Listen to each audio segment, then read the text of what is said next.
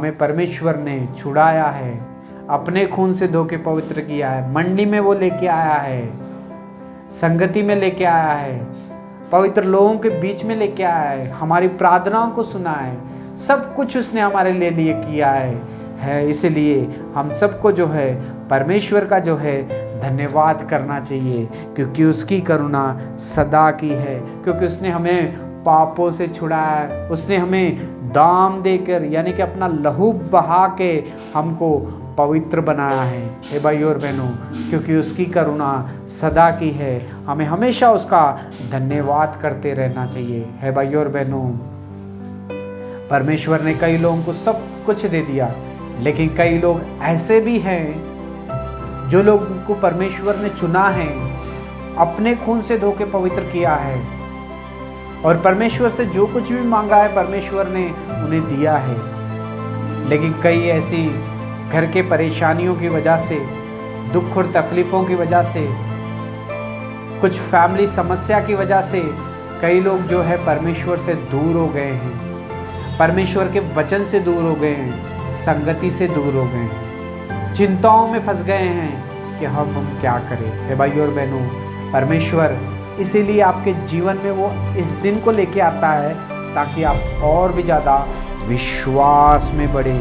वह अपने वचन के द्वारा उन्हें चंगा करता है और गड्ढे में से उनको निकाल लेता है। हे भाई और बहनों, परमेश्वर हमारे जीवन में ये साल में इसीलिए दुख और तकलीफ़ों को लेके आया, आने की अनुमति इसीलिए दी ताकि हमारी विश्वास की जो है परीक्षा हो सके। हम विश्वास में किस तरह से आगे बढ़ते हैं, हम क्या वो परीक्षाओं को देख के पीछे हट गए हैं? परमेश्वर ने मेरे जीवन में क्या किया, मेरे जीवन में ये सब कर दिया परमेश्वर ने। ये सारी हमारे जीवन में जो है परीक्षाएं हैं, दुख और तकलीफ। ए भाई और बहनों, हमें परीक्षा को पास होना है, परीक्षा से हमें आगे बढ़ना है, परीक्षा को हमें लिखना है और परमेश्वर की महिमा करनी है। हे भाई और बहनों, दुख और तकलीफें इसलिए नहीं है आपके जीवन में कि आप पीछे हट जाओ। दुख और तकलीफ हमारे जीवन में इसलिए है ताकि हम और भी स्ट्रांग बन सकें, और भी पवित्र बन सकें, और भी परमेश्वर के वचन के ऊपर ध्यान दे सकें और हम विश्वास कर सके। हे भाई और बहनों, परमेश्वर ने आपके जीवन में दुख और तकलीफ इसलिए दी है ताकि आप और भी विश्वास में और भी आगे बढ़ सकें। हे भाई और बहनों, आज परमेश्वर इस वचन के द्वारा हमसे बात कर रहा है। आपका जीवन कैसा है? क्या आप और दुख और तकलीफ़ों को देख के परमेश्वर को छोड़ चुके हो, भूल चुके हो?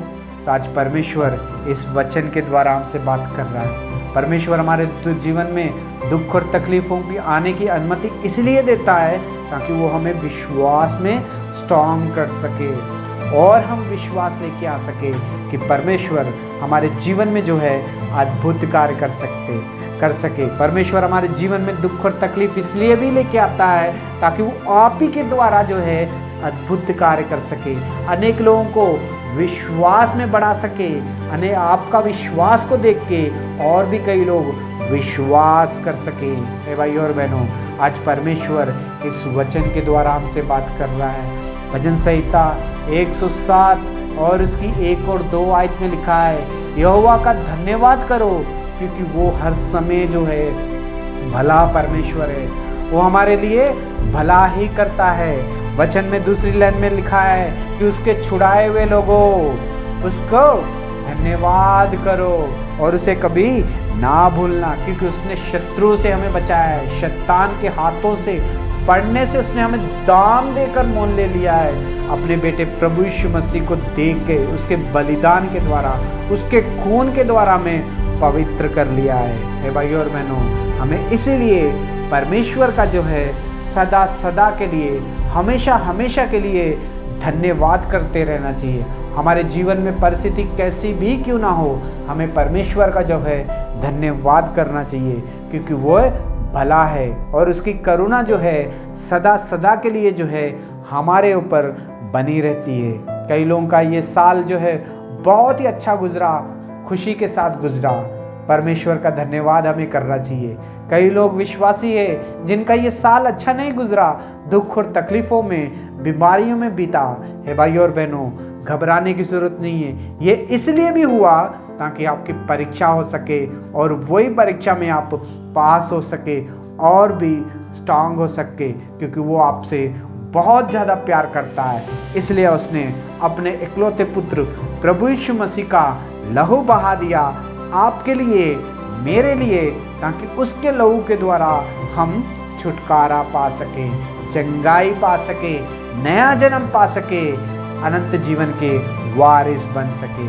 क्योंकि यहोवा का धन्यवाद करो, क्योंकि वह भला है। प्रभु आपको बहुत सारी आशीष और बरकत दे। God bless you.